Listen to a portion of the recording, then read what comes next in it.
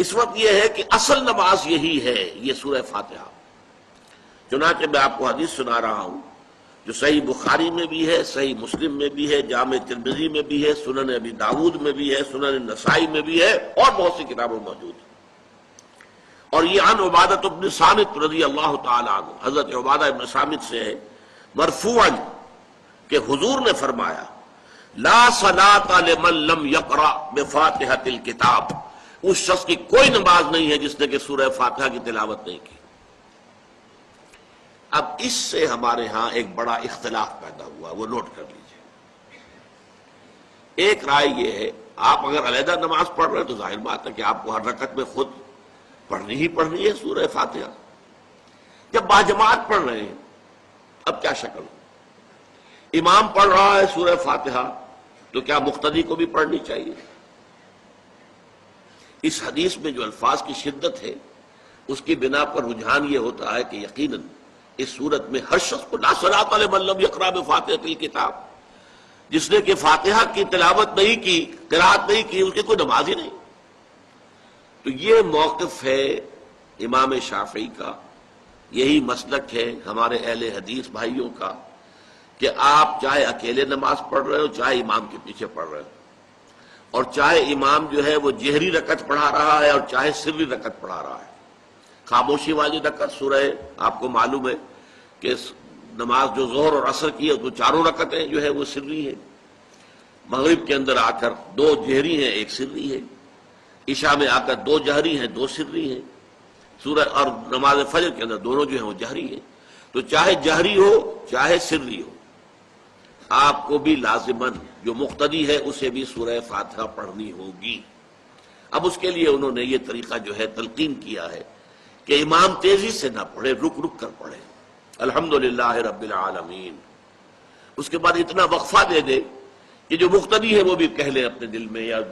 پڑھ لے الحمدللہ رب العالمین الرحمن الرحیم۔ تو یہ رک رک کر پڑھنا، خاص طور پر اگر آپ کو موقع ہوا ہو کسی اہل حدیث امام کی امامت میں نماز ادا کرنے کا تو آپ دیکھیں گے کہ بڑا فرق ہے۔ ہمارے جو حنفی امام الحمدللہ رب العالمین الرحمن الرحیم مالک یوم الدین ایاک نعبد و ایاک نستعین، چار آیتیں جو ہیں وہ بھی ایک ساتھ میں پڑھ جائیں گے، لیکن یہ کہ عام طور پر جو اہل حدیث حضرات ہیں وہ رک رک کر ٹھہر ٹھہر کر پڑھتے ہیں، ترتیل کے انداز میں پڑھتے ہیں۔ یا پھر دوسری شکل انہوں نے ایک اور کی ہے، یہ آپ سعودی عرب میں جب کبھی نماز پڑھیں گے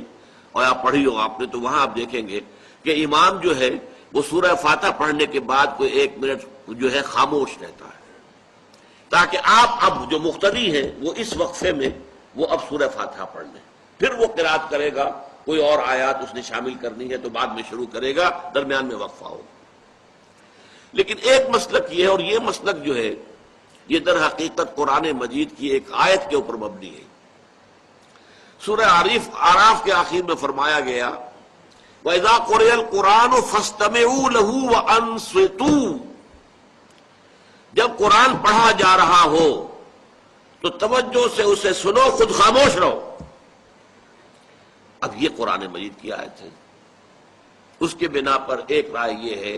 کہ آپ امام کے پیچھے سورہ فاتحہ نہیں پڑھیں گے، پڑھا جا رہا ہے سنو اس کو، خود خاموش رہو۔ اور اس کے لیے وہ دلیل دیتے ہیں کہ یہ شکل ایک وفد کی سی ہے، جیسے کسی بڑی شخصیت کے پاس اگر آپ کا کوئی وفد جاتا ہے، 8-10 افراد ہیں، ان میں اسپوکس مین ایک ہوتا ہے، وہ بات کرتا ہے، باقی سب لوگ موجود رہتے ہیں، سنتے ہیں۔ اسی طریقے سے امام جو ہے وہ گویا کہ آپ کا نمائندہ ہے اور وہ پڑھ رہا ہے الحمدللہ رب العالمین الرحمن الرحیم مالک یوم الدین، تو امام کی قرات ہی آپ کی بھی قرات ہو گئی۔ گویا کہ اس آیت سے، اس حدیث سے اختلاف نہیں ہے، اس کی تعبیر سے اختلاف ہے کہ امام کا قرات کر لینا در حقیقت مقتدیوں کی طرف سے بھی قرات ہے۔ اس میں جو حنفی مسلک ہے وہ بہت سخت ہے، اور وہ یہ ہے کہ چاہے سری نماز ہو اور چاہے جہری ہو، ہر کسی بھی حالت میں مقتدی جو ہے وہ سورہ فاتحہ نہیں پڑھے گا۔ اب اس میں ذرا سا سوال پیدا ہوتا ہے کہ جہری رکعت میں تو اس آیت کا اطلاق ہو جائے گا کہ وَإِذَا قُرِئَ الْقُرْآنُ فَاسْتَمِعُوا لَهُ وَأَنصِتُوا، سری میں تو اس آیت کا اطلاق نہیں ہوتا۔ بہرحال یہ مسلک ہے امام شافعی کا، ایک انتہا پر ہے، ہر صورت میں سری ہو یا جہری ہو آپ کو پڑھنی ہی پڑھنی ہے۔ اور امام ابو حنیفہ دوسری انتہا پر ہیں کہ چاہے سری ہو چاہے جہری ہو کسی شکل میں نہیں پڑھنا۔ امام مالک کا مسلک ہے درمیان میں، اور میں اس میں کوئی جھجک محسوس نہیں کرتا کہ میں آپ کے سامنے عرض کر دوں کہ میں اس پر عمل پیرا ہوں۔ وہ کیا ہے؟ جہری نماز میں خاموش رہو اور سنو۔ اس آیت کا اطلاق ہو جائے گا